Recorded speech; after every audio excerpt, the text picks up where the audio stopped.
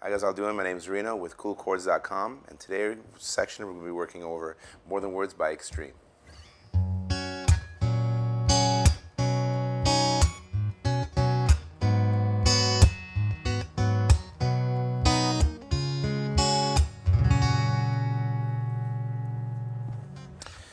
So before we get started, I just want to point out that this song is actually tuned down a semitone, and if you'd like to see what we mean by that, you can refer to some of our earlier videos that go over tuning and some different tuning methods and tunings, period. Now this song in particular, this version we're working on the actual radio edit version of it, which is a little bit short. I know there's one of the album versions got a little longer tapping thing and everything, which we'll cover in another session. But today we're going to go over the main meat and potatoes of the song, the one that was made famous on the radio, and considerably about a minute and a half shorter than the album version. Now, the good thing about this song for any beginner, right up to someone who may be a little more advanced, is the fact that you're going to be incorporating the connection between your right hand into the guitar. You're actually going to be percussively driving the song with your right hand without the use of a pick. So you're very much old folk style in that respect, that you're going to be responsible for everything that's going on with the song's pace, with the song's tempo, the percussiveness. You're actually combining like a drum beat, a bass line, and the guitar all together into this one song, which is great.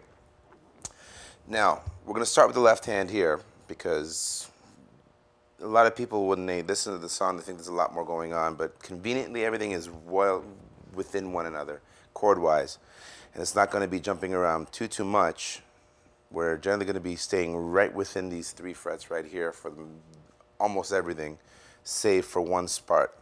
Now, we're going to be working on a G major right here. This is the whole premise of the song. Now, as we're starting this, we're going to dedicate ourselves right now. I'm going to show you the chords, and I'm going to show you what's going on with the right hand, because there's a dedicated section to me following with the right hand here. So essentially, we're going to be working off our G. Now, we're going to be going with the G. And what you're doing is, you're going to be going, I'm going to be calling out almost like numerical references to the strings you're going to be using. You're going to be going on your bass note, your G, which is your 6, and now we're going to go up to our 2 fingers here. Now this is your 1 and 2. I'm going to be calling it 21, your 2 and your 1. Now you're going to be almost referring to this, the pattern being what it is, the bass and then your final 2 there. Throughout almost the entire song, this is going to be your reference, your anchor to what's going on chord-wise. So, just to give you a quick run through, your bass.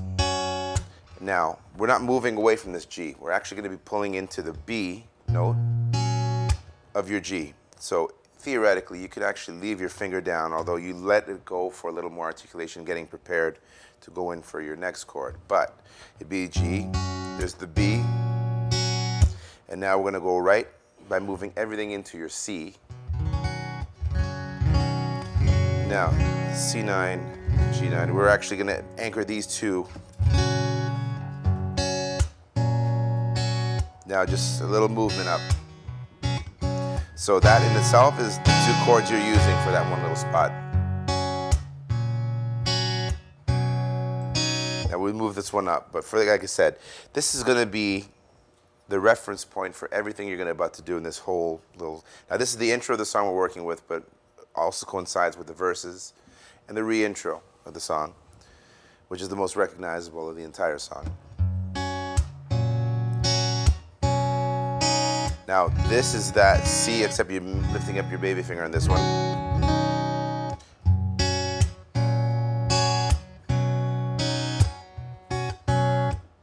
Now we're going to go into your A minor 7. Now this song has got 7s all over the place. Nuno was real 7 happy on this.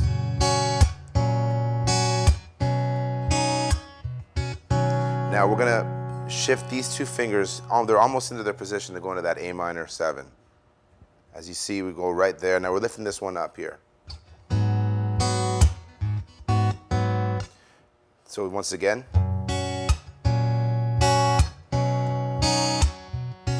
There it is to the A minor, 7. Back to where you came from, the C9. Actually, it's a C major, my mistake. C major. And that ties up the entire thing. So once again,